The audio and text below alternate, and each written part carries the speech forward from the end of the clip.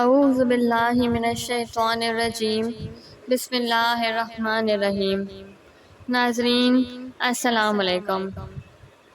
Video شروع کرنے سے پہلے میری آپ تمام لوگوں سے گزارش ہے کہ ایک مرتبہ محبت اور عقیدت کے ساتھ سرکار دو جہاں صلی اللہ تعالیٰ علیہ وآلہ وسلم کی ذات بابرکت پہ درود پاک کا تحفہ پیش کر دیجیے۔ اللہم صلی علی محمد وعلی آل محمد کما صلیت علی ابراہیم وعلی آل ابراہیم انک حمید مجید۔ اللہم بارک علی محمد وعلی آل محمد کما بارکت علی ابراہیم وعلی آل ابراہیم انک حمید مجید۔ حضور صلی اللہ علیہ وآلہ وسلم کی چادر اور کملی۔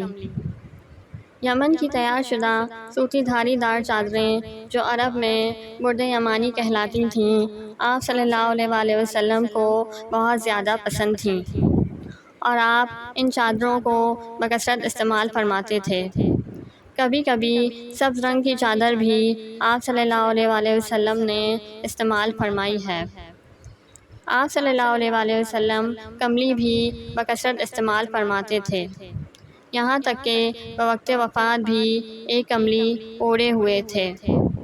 حضرت ابو بردہ رضی اللہ تعالیٰ عنہ کا بیان ہے کہ حضرت عائشہ رضی اللہ تعالیٰ عنہا نے ایک موٹا کمبل اور ایک موٹے کپڑے کا تہبند نکالا اور فرمایا کہ انہی دونوں کپڑوں میں حضور صلی اللہ علیہ وآلہ وسلم نے وفات پائی۔